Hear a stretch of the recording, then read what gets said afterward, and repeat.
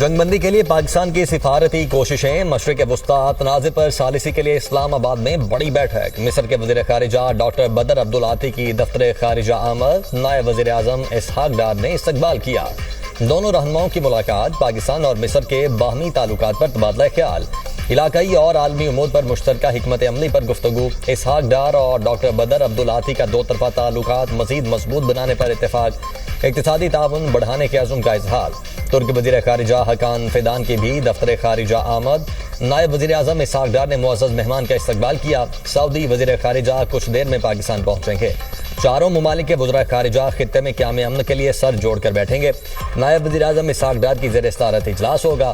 خطے میں کشیدگی کم کرنے کی کوششوں سمیت مختلف امور پر تفصیلی غور کیا جائے گا۔ مہمان وزراء خارجہ وزیر اعظم شہباز شریف سے بھی ملیں گے۔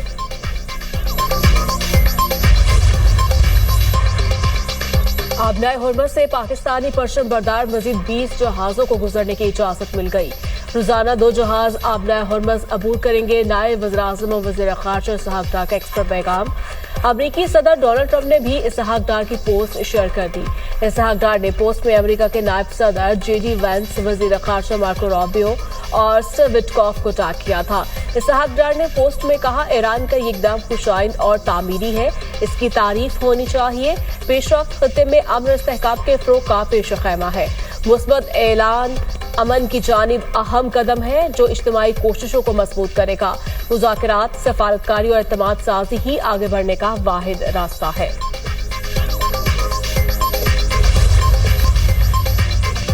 نائب وزیر اعظم اسحاق ڈار کا ایرانی وزیر خارجہ عباس عراقچی سے ٹیلی فونک رابطہ، کشیدگی میں کمی اور فوری جنگ بندی کی ضرورت پر زور۔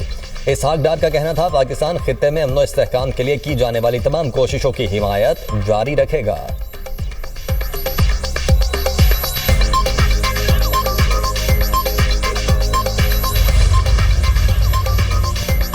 امریکہ اور اسرائیلی کا جنوبی ایران کے علاقے بندر خمیر پر حملہ، 5 افراد شہید، 4 زخمی، 2 بحری جہازوں اور متعدد گاڑیوں کو نقصان۔ بوشہر میں حملے میں ایک ہی خاندان کے 4 افراد شہید۔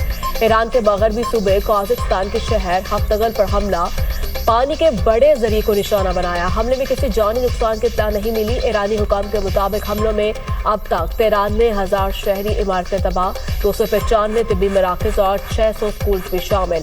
ایران میں شہداء کی تعداد 2000 کے قریب پہنچ گئی۔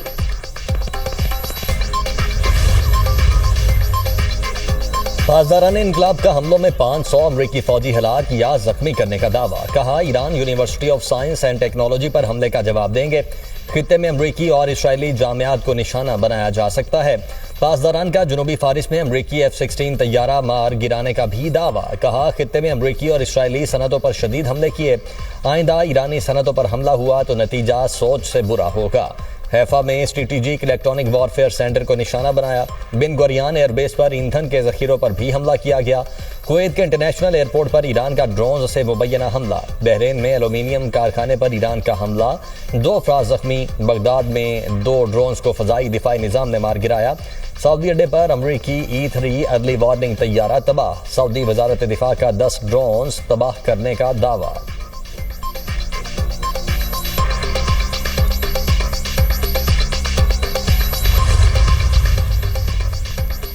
امریکہ نے مزید 2 بحری جہاز مشرق وسطیٰ بھیج دیے، جارج H.W. بش اور USS ٹرپولی شامل۔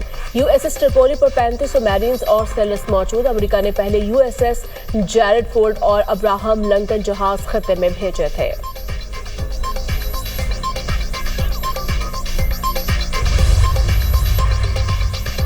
ایران سے جنگ جلد ختم ہوگی، امریکی نائب صدر جے ڈی وینس نے ایک انٹرویو میں کہا، زیادہ تر فوجی اہداف حاصل کر لیے۔ امریکی صدر ایرانی حکومت کو شدید کمزور کرنے کے لیے جنگ کچھ عرصہ مزید جاری رکھنا چاہتے ہیں۔ ہمیں 1 یا 2 سال تک ایران میں رہنے میں دلچسپی نہیں ہے۔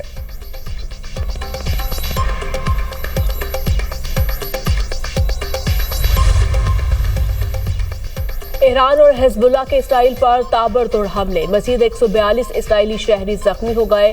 جنگ میں اب تک 5689 اسرائیلی شہری زخمی ہو چکے ہیں۔ اسرائیلی حملوں سے لیبنان میں 8 افراد جاں بحق، متعدد زخمی۔ لیبنان میں اسرائیلی حملوں میں جاں بحق افراد کی تعداد 1189 تک پہنچ گئی۔ 3,427 افراد زخمی۔ عالمی ادارہ صحت کے مطابق اسرائیلی حملوں میں طبی عملے کے 51 افراد بھی جاں بحق ہوئے۔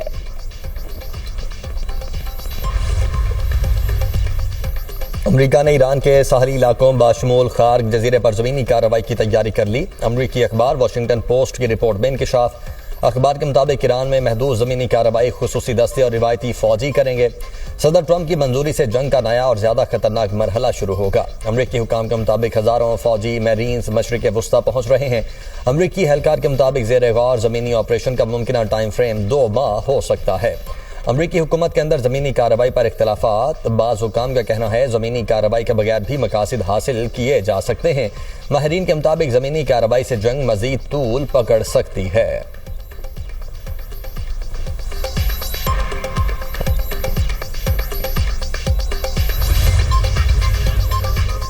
یوکرین اور قطر کے درمیان دفاعی تعاون کا معاہدہ طے پا گیا۔ تکنیکی شعبوں میں تعاون، دفاعی سرمایہ کاری شامل، میزائلوں اور ڈرونز کے خلاف جنگی تجربات کا تبادلہ بھی معاہدے کا حصہ۔ تکنیکی منصوبوں اور سرمایہ کاری پر اتفاق۔ یوکرینی صدر کی قطر آمد، اعلیٰ قیادت سے ملاقاتیں، زیلنسکی کا متحدہ عرب امارات کا بھی دورہ، UAE صدر شیخ محمد بن زید سے ملاقات، باہمی تعلقات، علاقائی سیکیورٹی صورتحال اور عالمی چیلنجز پر تبادلہ خیال۔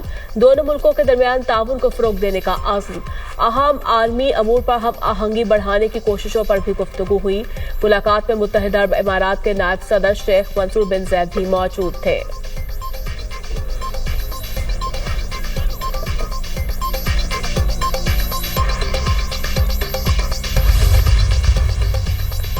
ایران جنگ فوری ختم کی جائے، امریکی ڈیموکریٹک رہنماؤں کا مطالبہ۔ ایران کے خلاف بلا جواز جنگ عالمی قوانین کی خلاف ورزی قرار۔ سینیٹر برنی سینڈرز کا منیسوٹا میں نو کنگز ریلی سے خطاب۔ کہا ویتنام اور عراق جنگ پر امریکیوں سے جھوٹ بولا گیا، آج ایران کے خلاف جنگ پر بھی جھوٹ بولا جا رہا ہے۔ ایران کے خلاف جنگ اسرائیلی وزیر اعظم نے شروع کی، ٹرمپ کی آمریت کو مسترد کرتے ہیں۔ ایران میں اب تک 2000 شہری مارے جا چکے، غزہ میں ہزاروں افراد کو قتل کیا گیا۔ اسرائیل کو امریکی ٹیکس دہندگان کے پیسوں سے اسلحے کی فراہمی روکی جائے۔ بادشاہت نہیں چاہیے، امریکہ میں بادشاہت کی گنجائش نہیں۔ امریکی ڈیموکریٹک رکن الہان عبداللہ عمر نے کہا ٹرمپ نے ہماری جمہوریت کو کمزور کر دیا، امریکہ میں اس قسم کی آمریت کا تصور بھی نہیں تھا۔ ٹرمپ نے اس بنیاد کو تباہ کرنے کی کوشش کی جو امریکہ کو عظیم بناتی ہے۔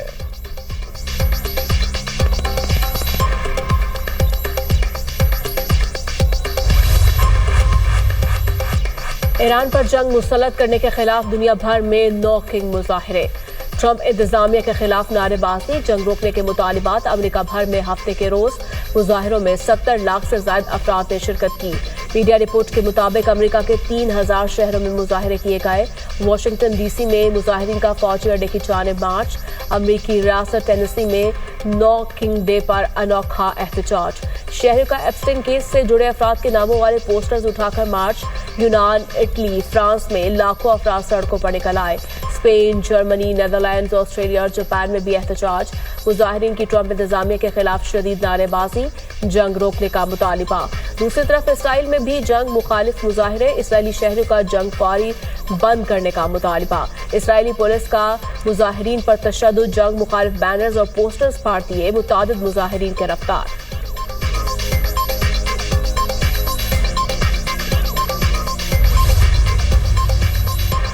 ایران جنگ تیزی سے عالمی بحران کی شکل اختیار کر سکتی ہے۔ ترکی کے انٹیلیجنس چیف ابراہیم کالن کا چونکا دینے والا خطاب۔ کہا مشرق وسطی میں بڑھتی کشیدگی خطے سے باہر بھی پھیلنے کا خطرہ ہے۔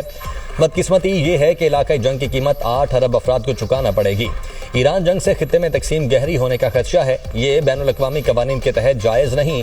اسرائیل، لبنان، شام اور فلسطینی علاقوں میں زمینی حقائق تبدیل کرنے کی کوشش کر رہا ہے۔ ابراہیم کالن کا پاکستان سمیت دیگر ممالک کی سفارتی کوششوں کی حمایت کا اعلان۔ بولے مذاکرات ہی اس بحران کا واحد حل ہیں۔